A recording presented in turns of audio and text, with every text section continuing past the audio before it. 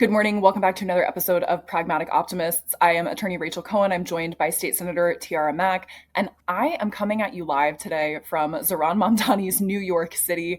I was just telling Tiara before we started filming that I got to go to the Mamdani victory party last night, have been in town. I'm very lucky to be friends with a lot of the people that were providing organic social media campaigns, but also like non-social media support to the Mamdani campaign from the primaries and beyond. And we want to talk about that. We're going to talk about the New York City Mayoral today. We will be talking about the broader electoral map from, we're filming on November 5th.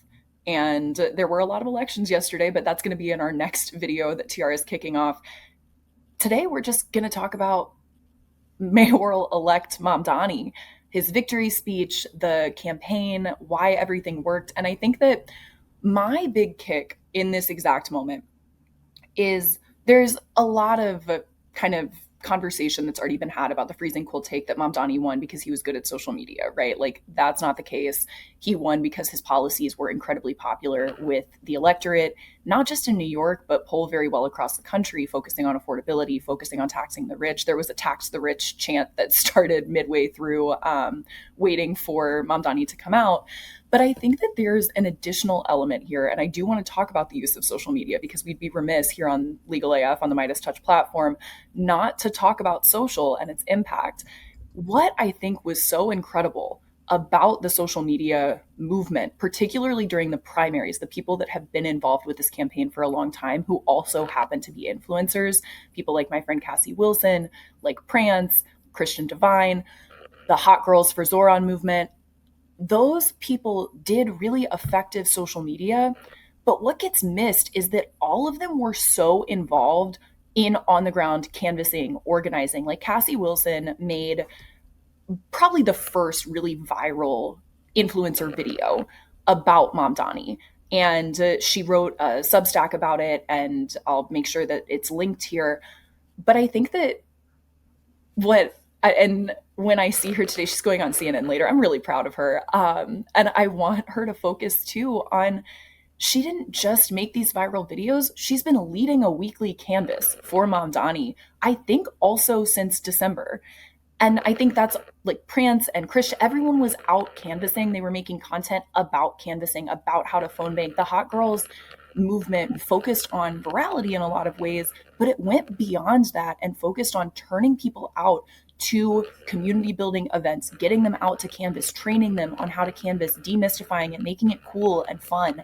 And I think that one of the things that I've been thinking about a lot today is how that kind of organizing structure now has New York way ahead for when Donald Trump comes and invades the city, as he inevitably is going to do, as we're experiencing in my home base of Chicago.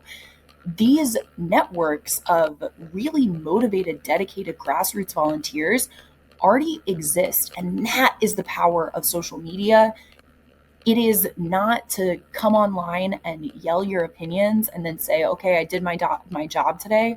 It is a way to disseminate information about how to plug into your community and how to get off of social media and do all of the other things and do them with joy and in a way that is cool and fun and exciting. So Tiara, how's the mood in Providence? Are you about the people's prince and his election? Well, Rachel, I am first deeply jealous of everyone who lives in the city of New York, and I think every other American.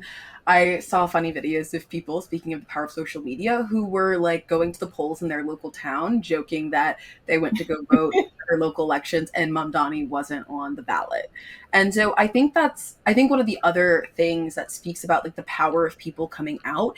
I think I saw something that 40% of young men, a voting bloc that most Americans and most pollsters say that are moving further to the right, all went Mamdani.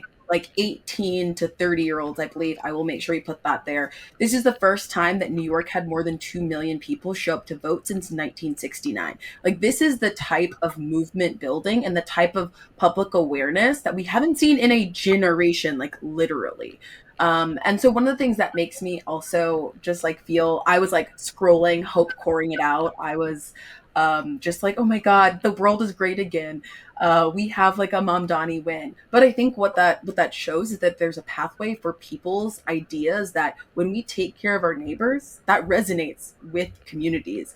When we Mhm. take care of our neighbors and when we have an articulated vision of where this country can move, and it's centering real people, real stories, real struggles, and the real value of diversity of all types of ideas, people, places, ability, that resonates with more people. And when we capitalize on that momentum, whether it's through social media, whether it's through like comprehensive organizing and grassroots campaigns, we can win.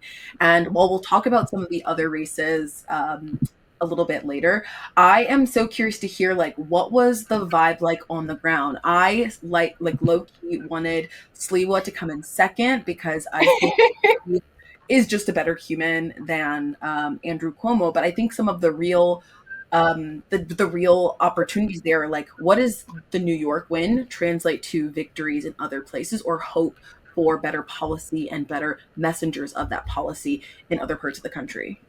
Can I we own think if Mamdani? Yes. I think that if we take the right lessons from the way that Mamdani ran his campaign, I think it's totally replicable across the country, and would be remiss not to name that you and I are hoping to channel some of that energy through our grassroots policy platform, American Demands, and focusing on, if you're not paying attention to the Tennessee 7 special election, you should be tuning in. There's an incredible candidate, Afton Bain, who is canvassing, I think, in a really Mamdani style way, where she is going out and talking to people. Like it feels like people have forgotten about the importance of going out and knocking on doors. And I will cop that I have not been great about canvassing in person since the COVID-19 pandemic began. And you kind of get out of these habits and you have to actively force yourself to get back into them, to talk to your neighbors, to do this work. One of the things that I think is really important and powerful about the Mamdani campaign also, and this is kind of a depressing takeaway, but an important one, Andrew Cuomo pivoting so hard to basically like try to win over Republicans in a chance to keep Zohran Mamdani out of office, and then Chuck Schumer refusing to say who he voted for, Hakeem Jeffries not like going out and campaigning for Mamdani, trying to tear him down at every turn. I think that I am not like glad that it happened, but I think that it made a lot of people wake up to the fact that it doesn't actually matter if you're voting for a Democrat if that Democrat is functionally a Republican, if all they care Yes. about is staying in power and upholding the status quo. And I think that I'm hopeful that this will be kind of the final nail in the coffin of the vote blue no matter who bullshit that we have seen. And I want to be very clear that I don't mean that if we are voting to like dislodge Trump from office. Obviously, we vote against Donald Trump at like the federal level. But in general, this notion of, I think because we haven't had like a real open primary in a long time, Mhm. people think that you that you're rooting for Trump if you're critiquing the party for having people up as figureheads who have bad politics, who have harmful politics, who are not listening to the electorate. And I think I had some people in my comments on TikTok when I was talking about this who were already saying, well, that's just an Andrew Cuomo problem. No, it's not. And I think a lot of people realize that. But on just like the optimistic side, the energy in New York is so Oh, palpable and unbelievable. And I, this is a really easy day to leave y'all with optimism. I cannot overstate like how grateful and privileged I feel to have been able to be present for this incredibly historic moment. And I think that it's important to name that the reason that I get to be in these spaces, there's a lot of luck, but there's also you show up and you meet people. The reason you and I know each other is from organizing. The reason that I know the people that are on the ground in Chicago that are doing incredible work, and I get to call like Reverend David Black a friend, and Kat a friend, and all of these people who are doing incredible work. Demi Palachek, who joined us on our show and has been all over the news because she and Dylan Blaha have come out and really led the way on saying, I'm a National Guards member and I would not deploy in my own city against my community. It's because you show up and you meet these people, and it's really cool and energizing and wonderful. And I think that, as you said, is the takeaway for the rest of the country for campaigning, that this is a way to win these elections and also to be really joyful and build a better world together. So I am just optimistic. Well, I am a little pragmatic still, but this is an optimism only video today. We have Hope Court today. We have Hope Court. We're going to live out for a second. Christian turned to me to our group at the watch party and was like, I fear I will be living out tonight. And we were all like, we're all going to live out tonight. Forgive me, God, for I have lived.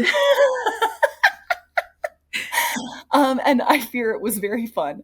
And so we will leave you with this Hope Core. We're going to get a little bit more into the ups and downs of the entire election day on our next episode of Pragmatic Optimists here on Legal AF on the Midas Touch Network. Like, subscribe, follow along. You can check out me and Tiara on our personal social medias, Legal AF on YouTube, on Substack, on Instagram. We're everywhere. And we'll see you soon, Praggies. Can't get your fill of Legal AF? Me neither. That's why we formed the Legal AF Substack. Every time we mention something in a hot take, whether it's a court filing or a oral argument, come over to the Substack. You'll find the court filing and the oral argument there, including a daily roundup that I do called, wait for it, Morning AF. What else? All the other contributors from Legal AF are there as well. We got some new reporting. We got interviews. We got ad-free versions of the podcast and hot takes. Where? Legal AF on Substack. Come over now to free subscribe.